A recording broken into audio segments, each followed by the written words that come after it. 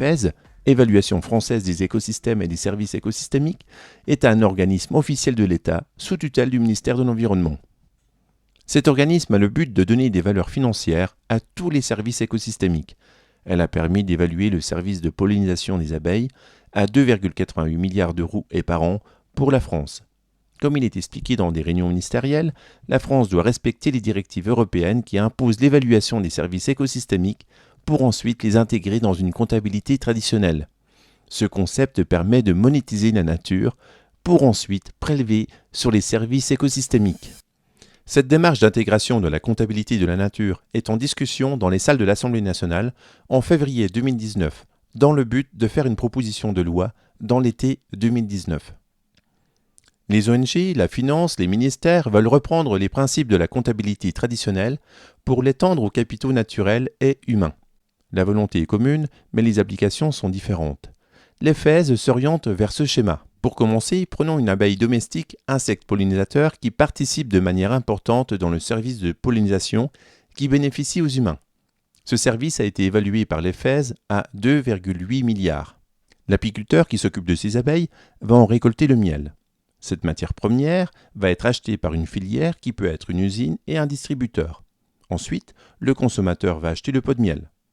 L'argent va être récolté par le distributeur et la filière pour ensuite, en partie, revenir à l'apiculteur.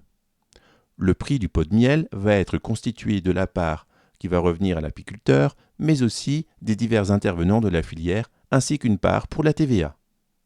Avec la comptabilité environnementale, l'État fait office de biobanque, par ses lois de préservation, d'encouragement ou d'interdiction, et par ses orientations environnementales, l'État se porte garant du maintien de la biodiversité. Par la comptabilité environnementale que veut intégrer le gouvernement, l'État va donc démontrer l'utilisation de la nature par le biais des services écosystémiques évalués financièrement par l'EFES, les flèches en vert. Ce prélèvement des services environnementaux sera intégré dans toutes les comptabilités des acteurs de la filière. Ces nouveaux coûts, représentés en rouge, vont donc être répercutés sur le pot de miel avec bien sûr une augmentation de prix qui sera dit taxe PSE, paiement pour les services écosystémiques. Le distributeur va donc collecter cette taxe qui va être donnée aux biobanques qui peut être bien sûr une ONG, un parc national ou l'État. Bien sûr, elle va aussi rémunérer les actions qui sont faites en faveur des services écosystémiques. C'est le cas de l'apiculteur qui élève ses abeilles et entretient ses ruches.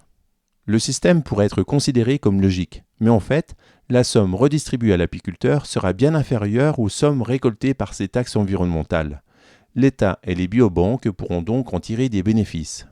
Pour preuve, les filières agricoles rémunèrent très peu les agriculteurs, mais rémunèrent surtout les différents intermédiaires.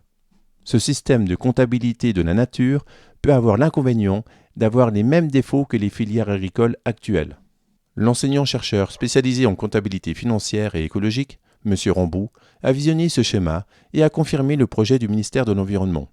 Lui-même propose une version légèrement différente par son système de comptabilité CARE, mais avec son système, conserve aussi l'évaluation financière, l'intégration dans la comptabilité et bien sûr de nouvelles taxes.